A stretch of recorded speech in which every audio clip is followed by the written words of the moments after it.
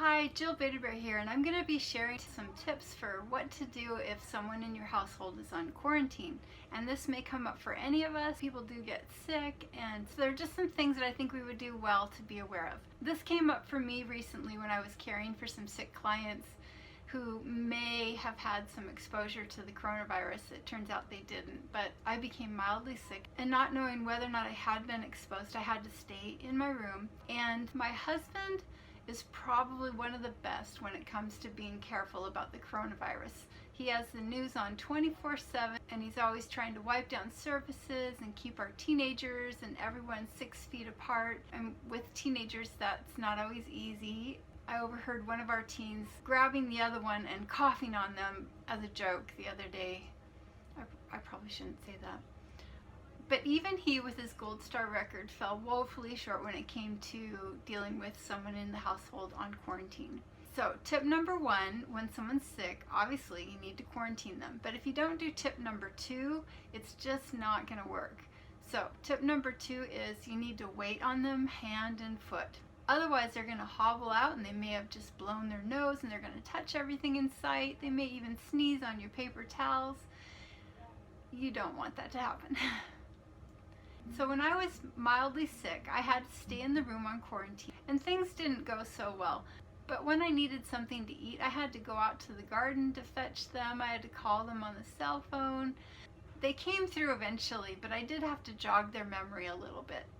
So make sure that you head them off at the pass. You need to bring them food and water and tissues and a garbage bag and anything else that they want to keep themselves busy so that they will stay in their room. You just can't follow someone around and clean up after them continually, so it's much easier if you keep them in their room. And tip number three, once you've brought them something, hightail it out of there. Hospital workers have this down. They are in the room and out of the room as quick as can be. If you stay in there, you're just going to be one contaminated mess. And don't forget when you leave to wash your hands. Now everyone knows this, but most people don't do it. Tip number four. Now I don't like throwaways any more than the other person, but when it comes to someone sick who may possibly have the coronavirus, use disposable plates, napkins, and cups. Otherwise you're going to bring all those germs back into the kitchen with all the dishes. And tip number five, have one designated driver, so to speak. There's no sense in infecting the entire household. So if you can find one person who will volunteer to attend to their needs, that's much better than getting everyone sick. I had to do this at work, and that's why I ended up on quarantine. There is a silver lining though. I was able to work on these posts, so I got some good use out of my time in quarantine. And that's my next point, that there's always a silver lining if you look for it. And some of us will be looking back on these coronavirus days and will be really grateful for them because they led us to prepare for days that may be a little bit more difficult ahead. Things will settle down and come back pretty much to normal, but life will be different, especially economically, and this is going to affect everybody.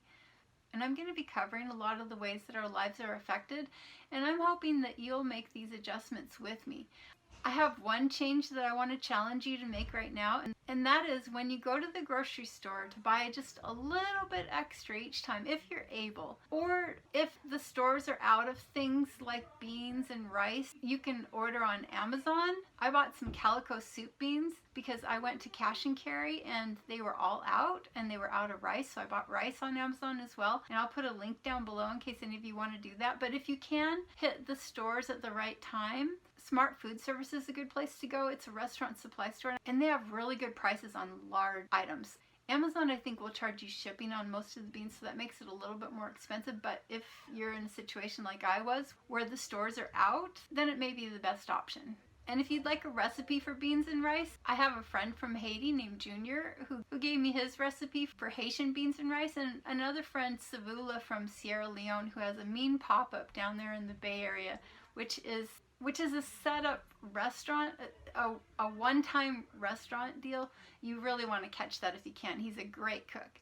So please comment below what kind of food you feel like you could not live without if we had a food shortage for a while, like we have had these scares lately. And leave an emoji if you're going to try to take me up on the challenge to actually buy a little bit extra every time you go to the grocery store so that you can have a stock. And those of us who do, if there ever is a food shortage, we're going to be having to bail out others, so we need to stock up for more than just ourselves. That's just the way that it goes. So give this video a thumbs up if you will, and be sure to hit the subscribe and the notification bell so that you can be notified when one of my videos comes up. I'm going to be covering how to maximize your money, your health, and your relationships.